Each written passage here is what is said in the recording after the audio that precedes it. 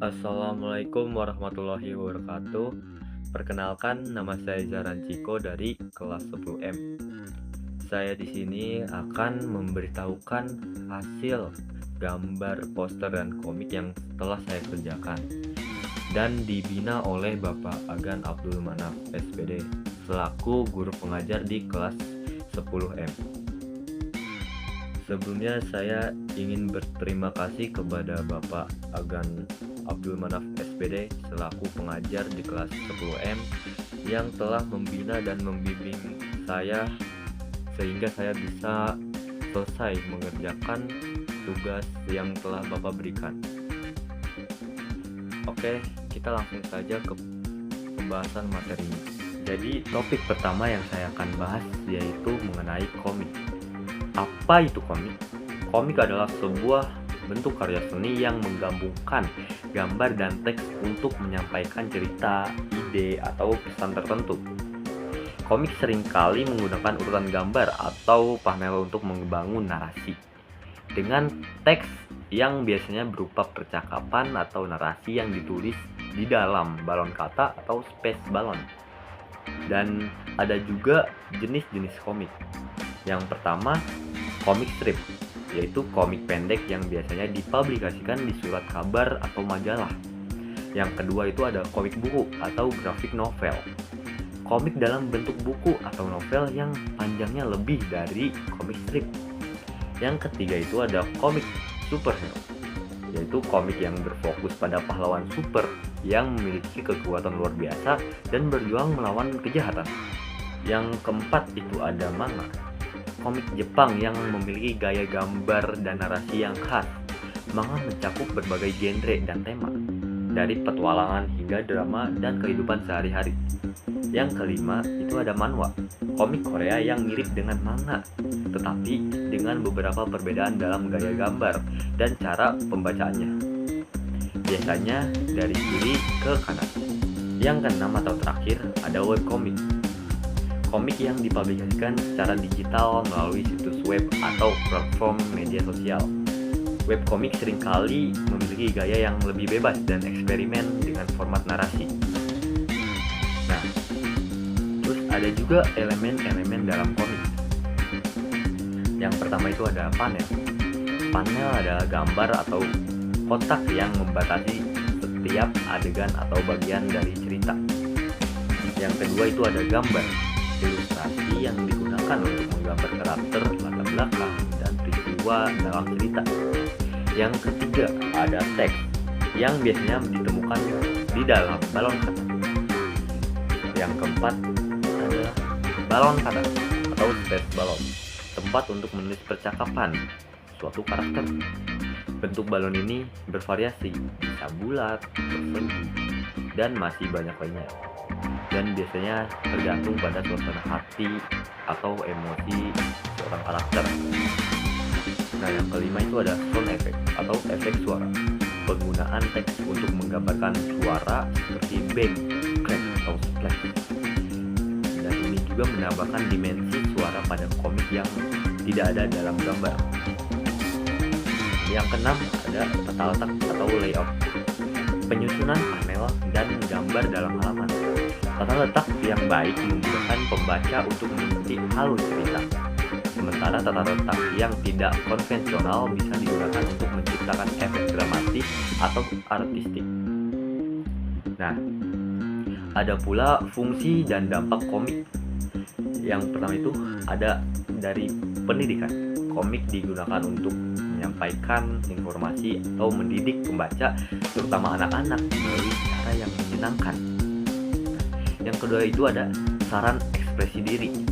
Komik memberikan ruang bagi pembuatnya untuk berekspresi, baik dalam hal kreativitas, visual, maupun dalam hal narasi yang lebih personal atau eksploratif.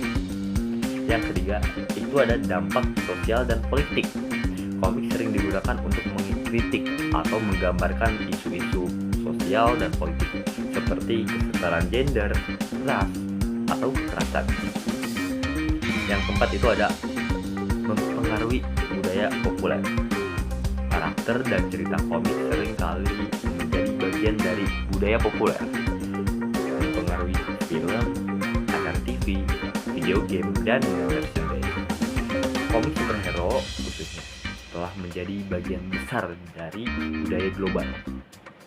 Nah, itu saja penjelasan tentang komik.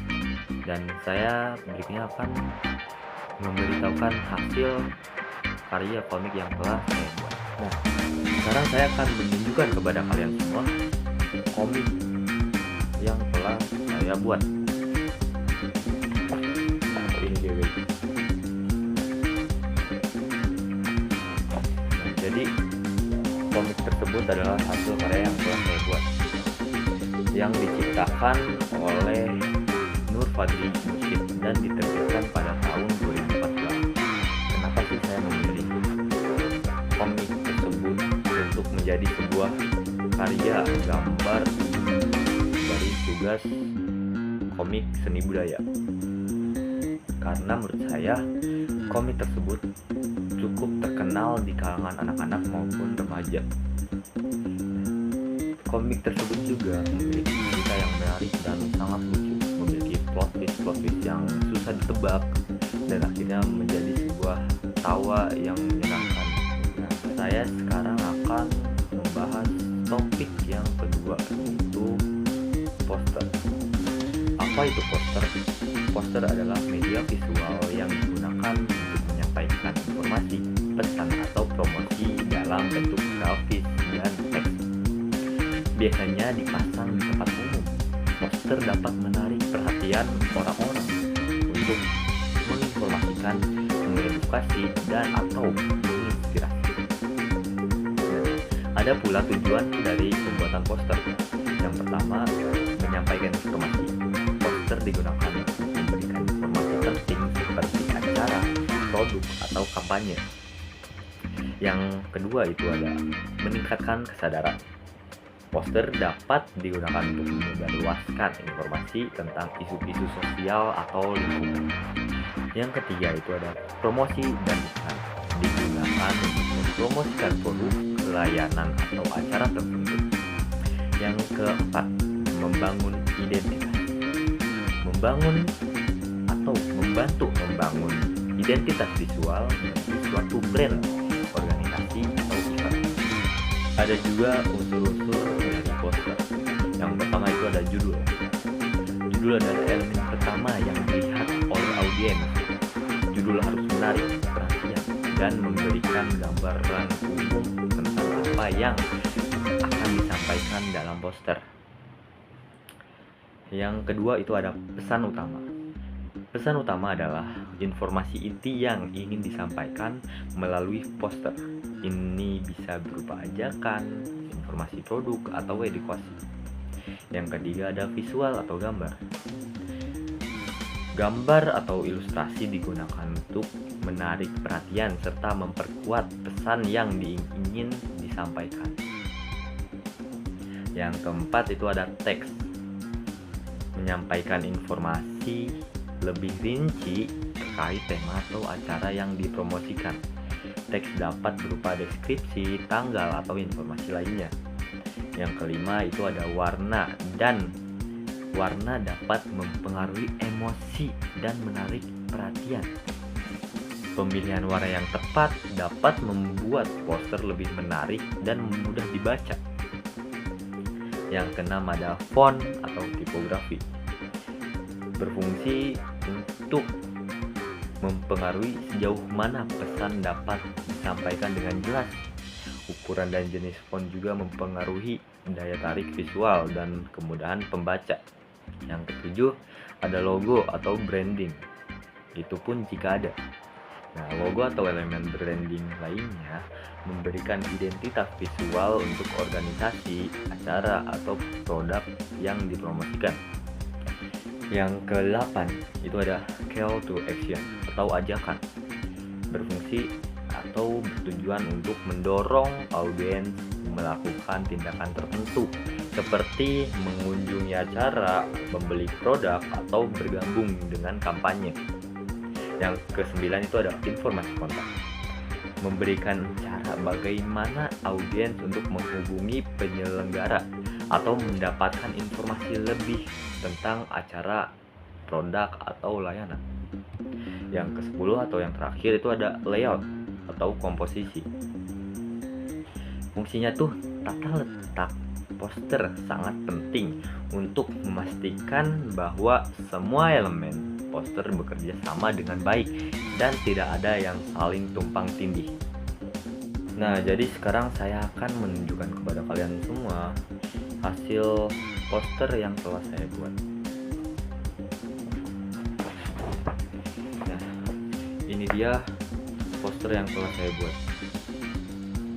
Dan poster ini bertujuan untuk mengedukasi masyarakat, atau bisa dibilang ini adalah poster edukasi atau poster layanan masyarakat. Tema poster ini yaitu buka gadgetmu, yuk cari ilmu. Maksudnya, gadget itu tidak semerta-merta hanya dijadikan hal yang negatif saja, namun bisa dibuat menjadi hal positif ketika kita benar dalam menggunakannya. Kita bisa membaca hal-hal yang kita tidak tahu dan ingin tahu di gadget, dan kita bisa memiliki banyak wawasan yang kita dapat baca di gadget. Tergantung bagaimana kita menggunakan dan memanfaatkannya. Jadi intinya kita harus bijak dalam menyaring informasi-informasi yang ada di luar sana. Makanya saya ingin menggambar poster tersebut untuk memberitahu kepada semuanya bahwasanya gadget itu tidak semerta-merta hal yang negatif saja, namun bisa digunakan sebagai hal yang positif. Sekian penjelasan dari saya, terima kasih.